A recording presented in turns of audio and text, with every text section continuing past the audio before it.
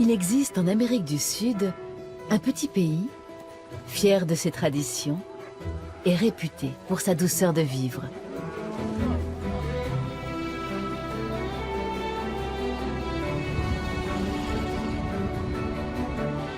Un pays où les gens dansent avec passion et qui révèle une facette peu connue du continent sud-américain.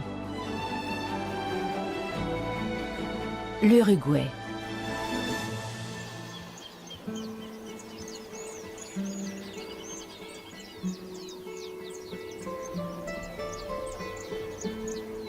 À la campagne que dans la capitale, Montevideo.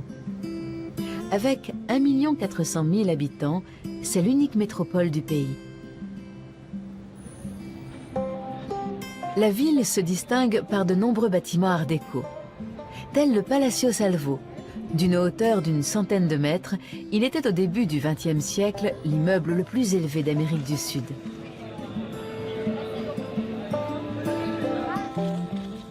À l'inverse des autres grandes métropoles, Montevideo est paisible. Toutefois, la nuit qui tombe réveille une véritable passion chez certains habitants. Daniel Lemos s'est fixé pour but de rallier la jeune génération à la grande tradition du tango.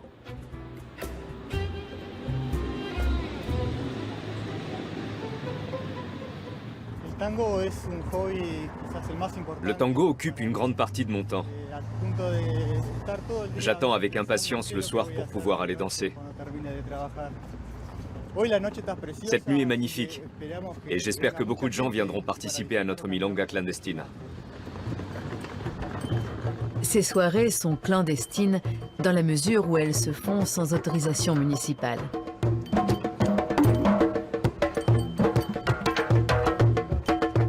Une fois par semaine, Daniel et ses amis improvisent des bals dans des lieux à chaque fois différents.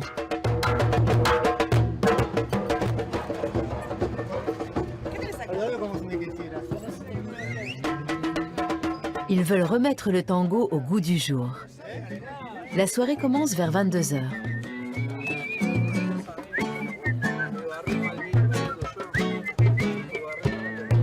Pour se chauffer, le groupe joue d'abord du candomblé, un genre musical afro-uruguayen qui figure au patrimoine culturel de l'humanité. Ces chants, accompagnés au tambour, ont donné naissance à la milonga, qui à son tour a engendré le tango.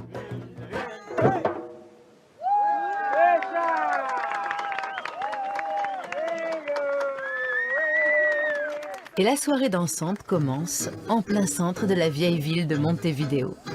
Il ne reste plus qu'à trouver une partenaire. En dansant le tango, on peut très vite tomber amoureux. Il se passe vraiment quelque chose de magique entre les hommes et les femmes.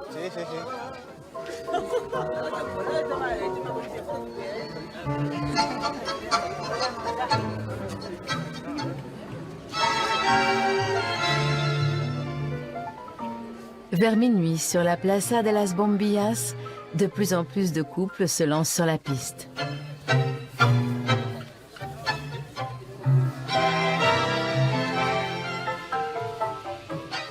Le tango a longtemps été considéré comme une danse obscène et ne se pratiquait, il y a un siècle, que dans les bordels. Mais il a fini par conquérir les bars de la ville et fait aujourd'hui partie intégrante de la culture locale. La jeune génération, elle, trouve cette danse vieux jeu. Daniel et ses amis ont décidé de redorer son blason. C'est pourquoi la milonga clandestina n'impose aucune règle. Chacun invite qui il veut et danse comme il en a envie. C'est merveilleux.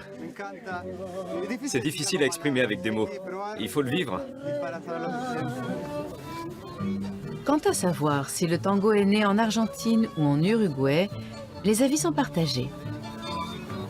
Mais à cette heure, la question ne se pose plus.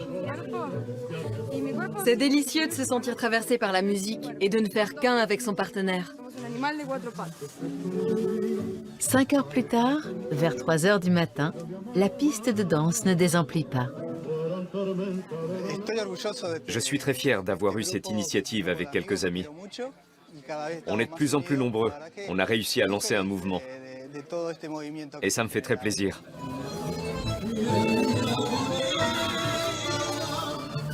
La milonga se poursuivra ainsi jusqu'au petit matin.